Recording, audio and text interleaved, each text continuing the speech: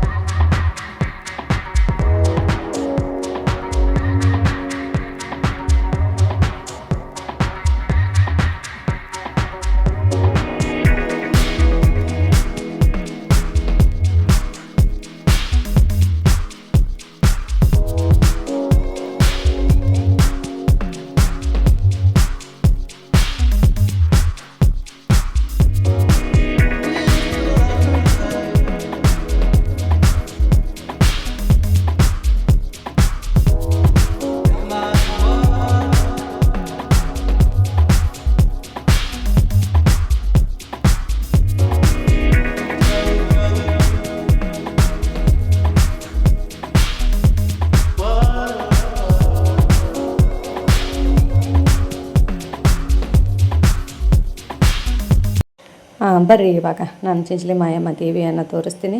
ಇಲ್ಲೇ ನೋಡಿರಿ ದೇವಿ ನಿಲ್ಲಿಸಿರೋದು ಇಲ್ಲೇ.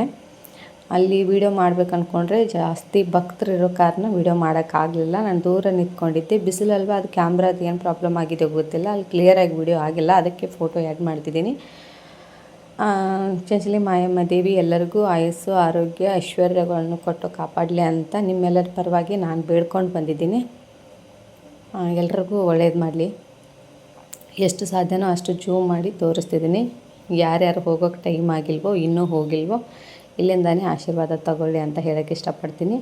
ಬನ್ನಿ ಇವಾಗ ಮತ್ತೆ ಗುಡಿ ತೋರಿಸ್ತಿದ್ದೀನಿ. ಅದ್ರ ಪಕ್ಕನೇ ಸೇಮ್ ಮತ್ತೆ ಒಂದು ಫ್ರೇಮ್ ಇಟ್ಟಿದ್ದಾರೆ ನೋಡಿ, ಮಾಯಮ್ಮ ದೇವಿ. ಈ ದೇವಿನ ನೋಡಿದ ತಕ್ಷಣ ಮೈಯೆಲ್ಲ ಒಂಥರ ರೋಮಾಂಚನ ಆಯಿತು, ಮೈ ಜುಮ್ ಅನ್ನಿಸ್ತು. ಏನೋ ಗೆದ್ದಿದ್ದೀನಿ ಅನ್ನೋ ಹುಮ್ಮಸ್ಸು ಉತ್ಸಾಹ ಒಟ್ಟಿಗೆ ಆಯಿತು ನನಗಂತೂ.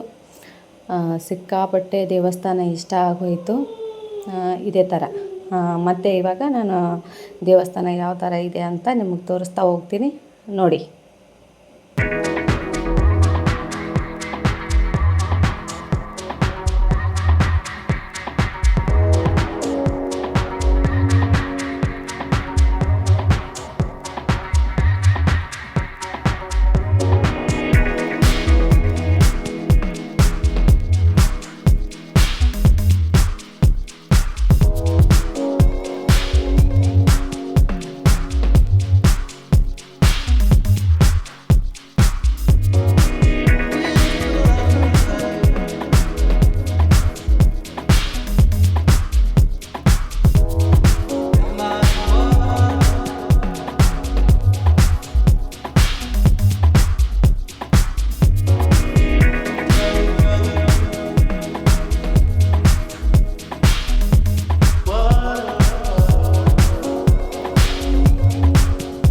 ಇಲ್ಲಿ ನೋಡ್ರಿ, ಎಲ್ಲ ರೌಂಡ್ ಹಾಕೊಂಡ ತಕ್ಷಣ ಎಂಟ್ರೆನ್ಸಿಗೆ ಬರ್ತೀವಿ. ಎಂಟ್ರೆನ್ಸಿಗೆ ಬಂದ ತಕ್ಷಣ ಮೇಲ್ಗಡೆ ಹೋಗೋಕ್ಕೆ ಮೆಟ್ಟಲು ಮಾಡಿದ್ದಾರೆ.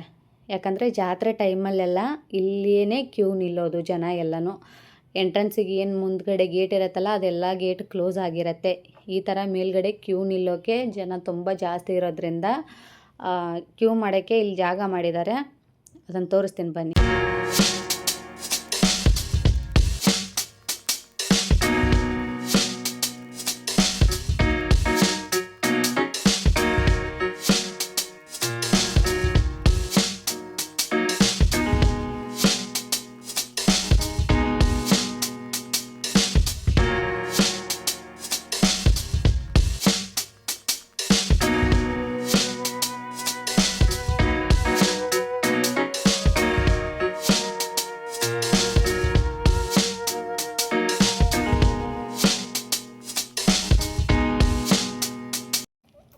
ನೋಡಿರಿ ಇವಾಗ ತೋರಿಸ್ತೀನಿ ನಾನು ನಿಮಗೆ ಜನ ನಿಂತ್ಕೊಳ್ಳೋಕ್ಕೆ ಕ್ಯೂ ನಿಲ್ಲೋಕ್ಕೆ ಯಾವ ಥರ ಮಾಡಿದ್ದಾರೆ ಅಂತ. ಇಲ್ಲೇ ನೋಡಿರಿ, ಈ ಥರ ನಿಂತ್ಕೊಂಡ್ಬಿಟ್ಟು ಕೆಳಗಡೆ ಬರಬೇಕು. ಇದೆಲ್ಲ ಸರೌಂಡಿಂಗ್ ದೇವಸ್ಥಾನ. ನನಗಂತೂ ಸಿಕ್ಕಾಪಟ್ಟೆ ಇಷ್ಟ ಆಯಿತು.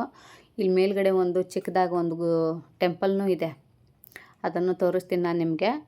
ಆ್ಯಕ್ಚುಲಿ ಅದು ಏನು ಕೆಳಗಡೆ ನಾನು ತೋರಿಸಿದ್ನಲ್ಲ ಮಾಯಮ್ಮ ದೇವಿ ನೆಲೆಸಿರೋದು, ಈ ದೇವಸ್ಥಾನದ ಕೆಳಗಡೆನೇ ಇರೋದು.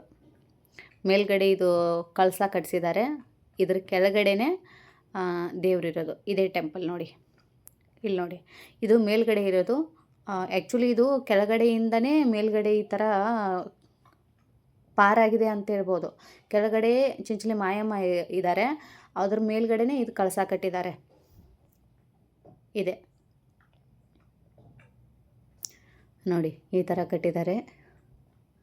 ಇದ್ರ ಕೆಳಗಡೆನೆ ಇದು ಪ್ರಾಪರ್ ಇರೋದು. ಆ್ಯಕ್ಚುಲಿ ಕರೆಕ್ಟಾಗಿ ಇದ್ರ ಕೆಳಗಡೆನೆ ಚಿಂಚಲಿ ಮಾಯಮ್ಮನ ಮೂರ್ತಿ ಇದೆ. ಇದು ಮೇಲ್ಗಡೆದು, ಇದ್ರ ಕೆಳಗಡೆನೆ ಚಿಂಚಲಿ ಮಾಯಮ್ಮ ಕೂತ್ಕೊಂಡಿದ್ದಾರೆ. ಆಮೇಲೆ ಇದ್ರ ಮುಂದ್ಗಡೆನೆ ಇದು ಮೂರ್ತಿ ಇತ್ತು. ಇದನ್ನು ನೋಡ್ಕೊಂಬಿಟ್ಟು ಮತ್ತೆ ವಾಪಸ್ ನಾವು ಕೆಳಗಡೆ ಹೋಗಬೇಕಾಗಿತ್ತಲ್ಲ, ಕೆಳಗಡೆ ಹೋಗಬೇಕು ಅಂದ್ಕೊಂಡು ಕೆಳಗಡೆ ಹೊರಟಿದ್ದೆ. ಬನ್ನಿ ಇವಾಗ ಕೆಳಗಡೆ ಹೋಗಿ ಅನ್ನದಾಸೋಹ ಇದೆ ಅಂತೆ, ಊಟ ಮಾಡಬೇಕು. ಊಟ ಮಾಡೋ ಟೈಮಲ್ಲಿ ತೋರಿಸ್ತೀನಿ. ಇಲ್ಲಿ ಕೆಳಗಡೆ ನೋಡಿರಿ, ನಾವೇನೇ ಬೇಕಾದರೂ ತೊಗೋಬೋದು. ಇದು ಗುಡಿ ಒಳಗಡೆನೇ ಇರೋದು. ಕೈಗೆ ಹಾಕೊಳ್ಳೋದು, ಫೋಟೋ ಫ್ರೇಮ್ ಆಗಿರ್ಬೋದು, ಏನು ಬೇಕೋ ಅದು ಸಿಗತ್ತೆ. ಆಮೇಲೆ ಬನ್ನಿ ಊಟ ಮಾಡೋಣ. ದೇವಸ್ಥಾನಕ್ಕೆ ಹೋಗಿ ಪ್ರಸಾದ ತಿನ್ನಲಿಲ್ಲ ಅಂದರೆ ಅದಕ್ಕೆ ಅರ್ಥನೇ ಇರಲ್ಲ. ತುಂಬ ಕ್ಲೀನಾಗಿ ಚೆನ್ನಾಗಿ ಒಂಥರ ನನಗಂತೂ ತುಂಬ ಇಷ್ಟ ಆಯಿತು. ಇವತ್ತಿನ ಊಟ ಬಂದುಬಿಟ್ಟು ಜಿಲೇಬಿ ಮತ್ತು ಅನ್ನ ಸಾಂಬಾರು ಹಾಕಿದ್ರು. ಡೈಲಿ ಒಂಥರ ವೆರೈಟಿ ಇರುತ್ತಂತೆ, ನಮಗೆ ಇವತ್ತು ಇದು ಸಿಕ್ತು. ಆಮೇಲೆ ಹೊರಗಡೆ ಬಂದುಬಿಟ್ಟು ಮತ್ತೆ ಒಂದು ಸರಿ ನಿಮಗೆ ದೇವಸ್ಥಾನನ ತೋರಿಸ್ತಿದ್ದೀನಿ ನೋಡಿ. ದೇವಸ್ಥಾನ ನೋಡಿದ್ರಲ್ರಿ, ಹಂಗೆ ನಮಗೆ ಹೋಗ್ಬೇಕಾದ್ರೇ ಹಂಗೆ ಸ್ವಲ್ಪ ಸಮೀಪದಲ್ಲಿ ಆಲಕ್ನೂರು ಕರಿಸಿದ್ದೇಶ್ವರ ಅಂತ ದೇವಸ್ಥಾನನೂ ನೋಡಬೇಕಂತ ಆಸೆ ಇತ್ತು. ಮತ್ತು ಈ ಕಡೆ ಬರೋಕ್ಕಾಗಲ್ಲ ಅಂತ ಅಲ್ಲೂ ಕೂಡ ಹೋದ್ವಿ. ಬಟ್ ಅಲ್ಲಿ ವೀಡಿಯೋ ಮಾಡ್ತಿದ್ದೆ, ಬಟ್ ಅವರು ಪೂಜಾರಿ ಇರ್ತಾರಲ್ಲ, ಆ ಪೂಜಾರಿ ಹೇಳಿದ್ರು ಸರೌಂಡಿಂಗ್ ದೇವಸ್ಥಾನ ಮಾತ್ರ ವೀಡಿಯೋ ಮಾಡ್ಬೋದು, ಬಟ್ ದೇವರನ್ನ ವೀಡಿಯೋ ಮಾಡೋಕ್ಕಾಗಲ್ಲ ಅಂತ ಹೇಳಿದರು. ಅದಕ್ಕೆ ಸರಿ ಆಯಿತು ಅಂತ ದೇವಸ್ಥಾನನ ತೋರಿಸ್ತಿದ್ದೀನಿ. ನನಗಂತೂ ಈ ದೇವಸ್ಥಾನ ಅಂತಂದ್ರೆ ಸಿಕ್ಕಾಪಟ್ಟೆ ಇಷ್ಟ ಆಗಿಬಿಡ್ತು.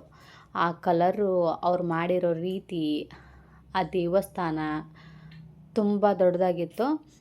ಇಲ್ಲೂ ಸಹ ನಮಗೆ ಪ್ರಸಾದ ಇದೆ, ಉಣ್ಕೊಂಡು ಹೋಗಿ ಅಂತ ಹೇಳಿದರು. ಬಟ್ ನಾವು ಚಿಂಚಲಿ ಮಾಯಮ್ಮ ದೇವಸ್ಥಾನದಲ್ಲಿ ಉಣ್ಕೊಂಡಿದ್ವಲ್ಲ, ಹಂಗಾಗಿ ಜಾಸ್ತಿ ಹಸಿವಿರಲಿಲ್ಲ. ಹಂಗಾಗಿ ಸುಮ್ಮನೆ ಟೈಮು ನಮ್ಮ ಹತ್ರ ಸ್ವಲ್ಪ ಕಡಿಮೆ ಇರೋ ಕಾರಣನೇ ಇಲ್ಲಿ ಊಟನೂ ಮಾಡಲಿಲ್ಲ.